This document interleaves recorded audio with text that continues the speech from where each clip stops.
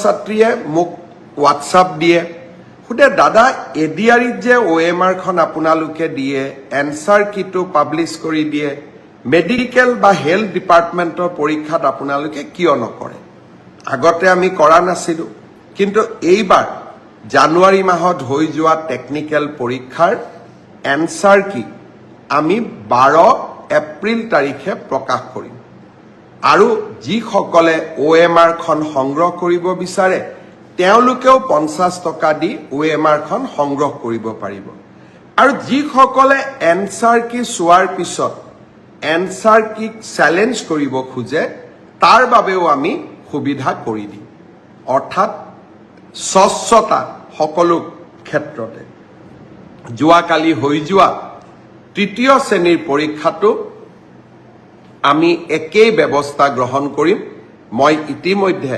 আমাৰ স্বাস্থ্য বিভাগক কৈছো যে এডিআৰি পৰীক্ষা যেনেকৈ আমি নিকা কৰি অনুষ্ঠিত কৰিছো আমি স্বাস্থ্য বিভাগৰ পৰীক্ষাও নিকাকৈ অনুষ্ঠিত কৰিম শিক্ষা বিভাগৰ পৰীক্ষাও নিকাকৈ অনুষ্ঠিত কৰিম ছাত্ৰীয়ে মোক হোৱাটছআপ দিয়ে সুধে দাদা এডিআৰিত যে OMRখন আপোনালোকে দিয়ে এনসাৰ কিটো পাব্লিছ কৰি দিয়ে মেডিকেল বা হেলথ ডিপাৰ্টমেণ্টৰ পৰীক্ষাত আপোনালোকে কিয় নকৰে আগতে আমি কৰা নাছিলো কিন্তু এইবাৰ জানুৱাৰী মাহত হৈ যোৱা টেকনিক্যাল পৰীক্ষাৰ এনসাৰ কি আমি 12 এপ্ৰিল তাৰিখে প্ৰকাশ কৰিম আৰু যিসকলে OMRখন সংগ্ৰহ কৰিব বিচাৰে তেওঁলোকেও 50 টকা দি OMRখন সংগ্ৰহ কৰিব পাৰিব আৰু যিসকলে এনসাৰ কি চোৱাৰ পিছত